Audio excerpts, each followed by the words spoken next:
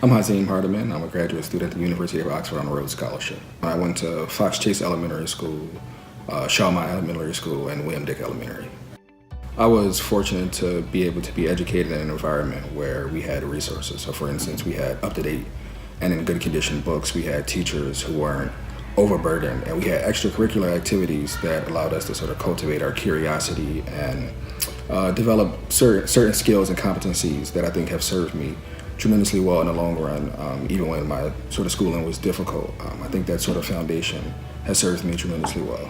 Alain Locke was from Philadelphia Public Schools in 1907, so for me to be able to carry that sort of forward in 2018, almost 110 years after he received the scholarship as the first Black person, it means a lot to me, and it speaks to the long arc of sort of excellence coming out of Philadelphia Public Schools, and I'm just fortunate to be able to follow in that tradition. In terms of my course here, it's been really good. I feel like I've had people who have formed a community for me that are here to support me professionally, personally, and academically, and that's more than anything I can ask for, especially being a graduate student.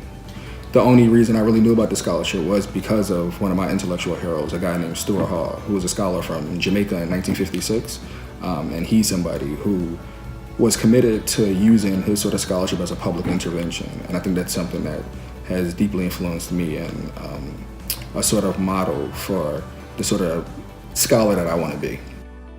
I'm doing right now MPhil, so a Master's of Philosophy in history, U.S. history. My future plans are to graduate from here first and then to go back to the States and do a PhD. I'm glad that the school district is sort of highlighting some of the achievements past and present, and I hope it's sort of a signal toward what the school district can produce when students have the opportunity to go on and do things, not like this in particular, but similar to this, and I think that speaks to the need to invest in our public schools.